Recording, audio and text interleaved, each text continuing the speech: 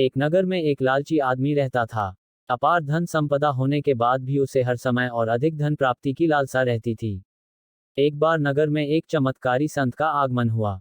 लोभी व्यक्ति को जब उनके चमत्कारों के बारे में ज्ञात हुआ तो वह दौड़ा दौड़ा उनके पास गया और उन्हें अपने घर आमंत्रित कर उनकी अच्छी सेवा शुश्रूषा की। सेवा से प्रसन्न होकर नगर से प्रस्थान करने के पूर्व संत ने उसे 4 दीपक दिए। चारों दीपक देकर संत ने उसे बताया, पुत्र, जब भी तुम्हें धन की आवश्यकता हो तो पहला दीपक जला लेना और पूर्व दिशा में चलते जाना। जहां दीपक बुझ जाए उस जगह की जमीन खोद लेना, वहां तुम्हें धन की प्राप्ति होगी। उसके उपरांत पुनः तुम्हें धन की आवश्यकता हुई तो दूसरा दीपक जला लेना, जिसे लेकर पश्चिम दिशा में तब तक चलते जाना जब तक वह बुझ ना जाए।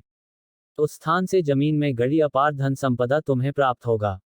धन की तुम्हारी आवश्यकता तब भी पूरी ना हो तो तीसरा दीपक जलाकर दक्षिण दिशा में चलते जाना। जहां दीपक बुझे वहां की जमीन खोदकर वहां का धन प्राप्त कर लेना। अंत में तुम्हारे पास एक दीपक और एक दिशा शेष रहेगी, किंतु तुम्हें न उस दीपक को जलाना है न ही उस दिशा में जाना है। इतना कहकर संत लोभी व्यक्ति के घर और उस नगर से प्रस्थान कर गए। संत के जाते ही लोभी व्यक्ति ने पहला दीपक जला लिया और धन की तलाश में पूर्व दिशा की ओर चल पड़ा।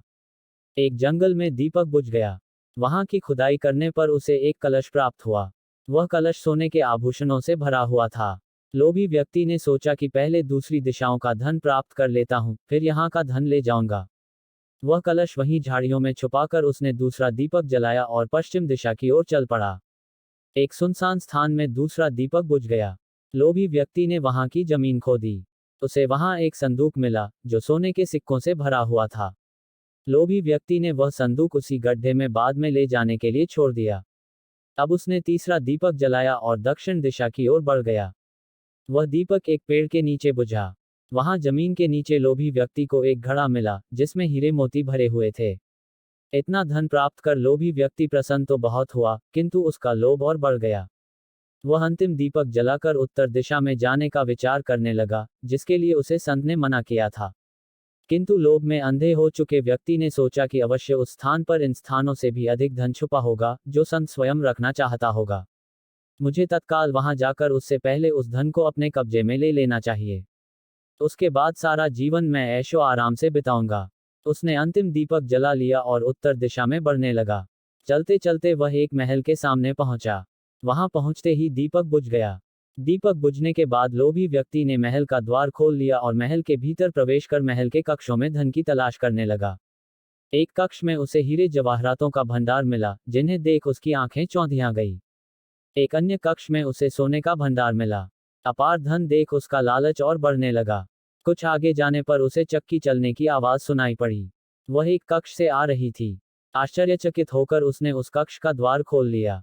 वहां उसे एक वृद्ध व्यक्ति चक्की पीसता हुआ दिखाई पड़ा। लोभी व्यक्ति ने उससे पूछा, यहाँ कैसे पहुंचे बाबा? क्या थोड़ी देर तुम चक्की चलाओगे?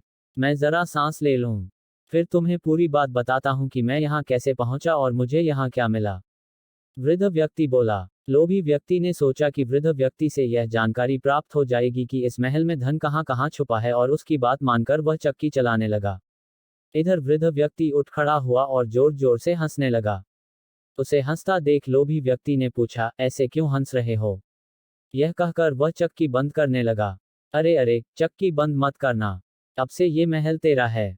इस पर अब तेरा अधिकार है और साथ ही इस चक्की पर भी।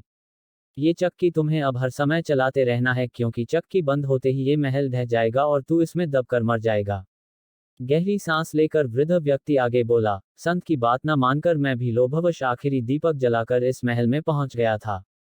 तब से यहाँ चक्की चला रहा हूँ। मेरी पूरी जवानी चक्की चलाते चलाते निकल गई। इतना कहकर वृद्ध व्यक्ति वहां से जाने लगा। जाते जाते ये बताते जाओ कि इस चक्की से छुटकारा कैसे मिलेगा। लोभी व्यक्ति पीछे से चिल्लाया, जब तक मेरे और तुम्हारे जैसा कोई व्यक्ति लोभ में अंधा होकर यहाँ नहीं आएगा, तुम्हें इस चक्की से छुटकारा नहीं मिलेगा। इतना कहकर वृद्ध व्यक्ति चला गया। लोभी व्यक्ति चक्की पीसता और खुद को कोसता रह गया।